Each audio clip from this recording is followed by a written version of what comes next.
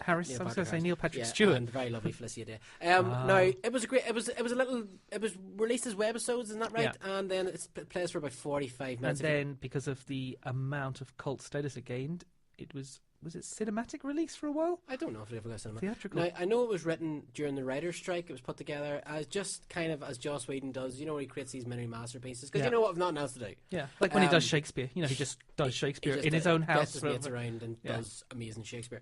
So he made that. I believe it was during Buffy the Vampire Slayer. I think it season was 6 or 7 during the strikes. and he got everybody together and he made Dr. Horrible's Sing Along Blood, because he did the musical episode of Buffy, Once More with Feeling, Which was amazing. which is great. And the annoying thing about it was that on top of everything else, the guy can write songs. Yeah. And he's just so good. And he brought that into Dr. Horrible. Of course, do you remember everybody sort of copied it? Scrubs did a musical episode, and Ally McBeal and Sex. All these shows did musical episodes. Giles went from that. He was in a full-on musical called Repo. But he was a singer before Buffy. Well, yes, He was but in a there band. is it's this Dr. Horrible, and Repo is about plastic surgery gone wrong in the future. Right. And he was a Reaper man. He goes and repossesses the organs and skin that, if you didn't keep up your payments, it comes back. Lovely. Repo, the genetic opera. That was what Okay. it was called. That woman Paris Hilton was in it as well. That woman. But actually, it's one of those. It's another cult classic. Okay, well, the news about Dr. Horrible is that Jed Whedon, brother of Joss Whedon, has been talking to EU, Entertainment Weekly, about the status of Dr. Horrible 2. EW, EW, yeah. Not EU. No, did I say EU? Yeah, Sorry, EW. that's like a country, a consortium of countries. Yes, our Star Wars Expanded Universe. It could be that as well. Yeah. So he was talking about the sequel, and he says, we've spoken publicly about a sequel in the near distance, and our passion is to create it, and I promise we have not been insincere. Horrible is still one of our favourite creations by humans who also happen to be us. We have many songs written and the plot is outlined, but needless to say, we've been very busy. Joss has a hectic couple of years and is in the middle of the busiest year of his life, as is Zach, and as are we. Also, the actors who have other things that they're acting in, I think. So the future is uncertain, but our passions remain. Dr. Horrible 2 will exist in some format or another at some point in the future. Unfortunately, the when is still unclear. But at least it's still out there. They're still thinking about doing it. And the last, was it at San Diego last year or wherever it was?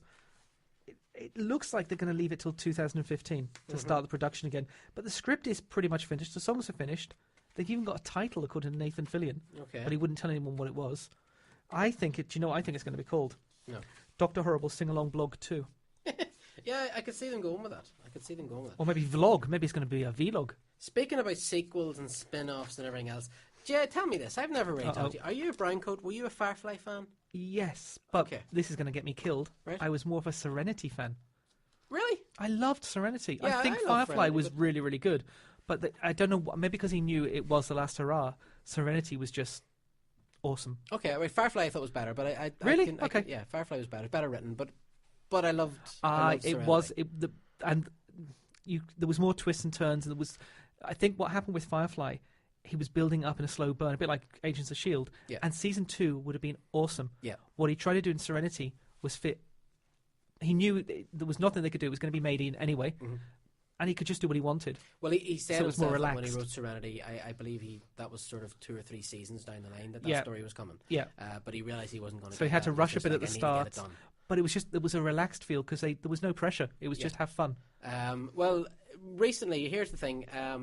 EW again have been doing a season at the minute about TV shows that got cancelled prematurely. Yeah. And not that they are coming back, but if they were to come back, what sort of form would they take? So they caught up with Tim Minier, who was the writer and producer on Firefly, who's currently involved with American Horror Story. And they basically said to me, the idea is simple. If Firefly got a second, or well, technically, because you've said about Serenity, a third chance, what sort of form would it take? Yeah. Okay, so Minier said, you know what, I would never foreclose the possibility of taking Firefly back. In terms of getting the band together and to make a new adventure, who knows, I would love it.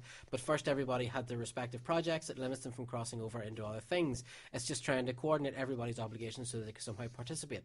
If such a thing was to happen, what form might it take, given that Firefly lives on in comics, games and everything else? He says, it doesn't have to be 13 episodes. Look how Sherlock does it. I think a limited series of some kind would work best. Something like that would also work if say 20th Century Fox could partner with Netflix or another distributor, it would have its home on Fox, of course, but then a second window on streaming. A limited series would do very well, I'd say. Okay, so he was asked, why does Firefly endure so much? Well, the reason Firefly had an afterlife at all is because of ancillary markets. 5 years after it went off the air, people really discovered it. If we made it 5 years earlier, it may not have happened that way. On the topic of whether that there was talk of bringing it back, many are said less enthusiastically, no one has talked to me about it recently. Joss and I had discussed it at some point, or maybe a kind of spin-off, but that was 8 years ago. 8 years, though, isn't that long? Look how long it took for Star Wars to really come back. I know, but I think what we're getting from that is that they would love to do it, but unfortunately, due to everything else, nothing else. If nothing else, Nathan Fillion's tied up the castle. I actually think this is one of those. Well, not one of those things. Same as people were distraught that Buffy and Angel were cancelled, but the comics are really, really good, and Firefly is maybe it is the right place for it to live on a different medium, because how long ago did it end? 10 years. 10 years. Okay. Mm-hmm. With everyone working on other things, it could be hard to get the real cast back together. Everything is awesome. That was a pop-up video. That was nice because it was in my ear again. I didn't jump that time. Oh, I did. Really? Yeah. But no, I don't know. As much as I liked Firefly, it's one of those things that also, it was a moment of its time. Maybe the way it ended is the way it should end. Mm-hmm. As in not ending. Well, of course, it's living on now because Dark Horse are doing a new comic and Dark Horse do that well. And I've read the first 2 issues and they're very, very good. Yeah, I haven't read them yet, but... right, okay, so that's living in the past. Now, Jay. Yes. Of all of us at FTN. Uh-oh. I've seen your pictures on Facebook. I know you're a collector. You do pick up the odd action figure. Maybe. Occasionally. Occasionally. New York Toy Fair, would this be the kind of thing that would get your hackles up? Like, would you be excited about this, or does it just... I would, I think, if I was there. But I would prefer to go to San Diego Comic-Con because you got... Oh, hello, Bob. You get a lot of toys there as well. I don't know much about... I have to be honest, I don't know much about the Toy Fair itself. But it's not it's not just aimed at collectors like comic book collectors, is it? It's all toys. No, it's all toys. Yeah. Basically, what it is every year, New York does a New York Toy Fair. And it's basically a chance for the big companies to showcase any upcoming toys this year.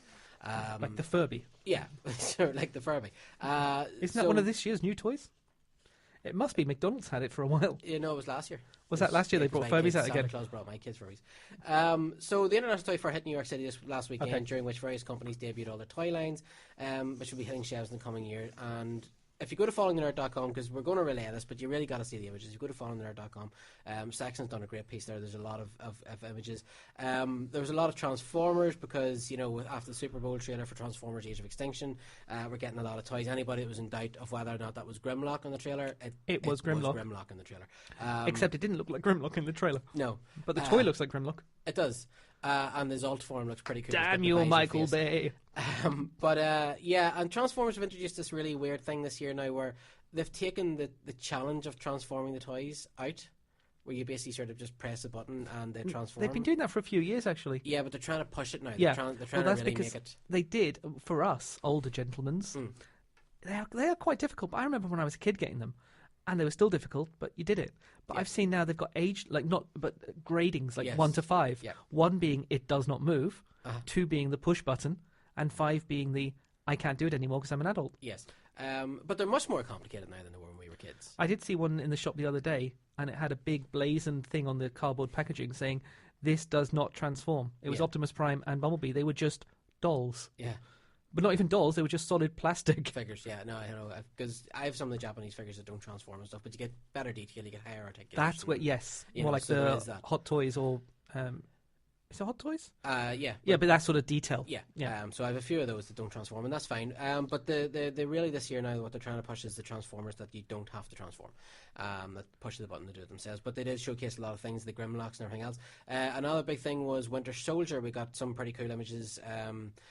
From the movie itself. Hasbro popped up a lot of their figures, Winter Soldier, Captain America.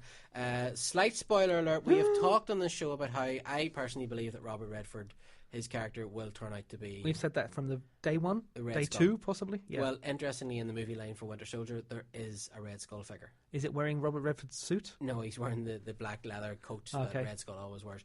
Though we do know that Hasbro tend to throw sort of comic book characters in. Well, I know that during Captain Captain America, they had a Captain Britain toy, had. and I was over the moon. So I thought, yes, Captain Britain in a movie. And that's where I got Winter Soldier. I picked up the Winter Soldier toy from the Captain America, the first movie line. Oh, they were just a little bit early. Yeah. So there's a lot of that. There's the usual masks and shields and stuff. A lot of action figures as well went on display from Amazing Spider-Man 2. You know, you've got Electro, Spider-Man, Green Goblin, Rhino. There's, you know, the usual gimmicks, light ups. There's different scales. Very interestingly, Batman the Animated Series. There's a new 6-inch range of Batman the Animated Series figures, which are actually made from the original drawings. Now they've released the images of Catwoman and Batman. Mm-hmm. They have 25 points of articulation. They are the highest articulated figures. 25? Yes, that you can get. They're beautiful. They are absolutely beautiful. So they're coming out. So Catwoman is confirmed. Batman is confirmed. I think Mr. Freeze is in the first wave as well. But it's not going to be like the old series where you get like 30 Batman and 2 villains. They're going to release these just in stages of 3 or 4 figures ago. So they look pretty beautiful. Star Wars Rebels. Go to followingnerd.com because over the last sort of week, we've basically been introduced to all the characters in Star Wars Rebels.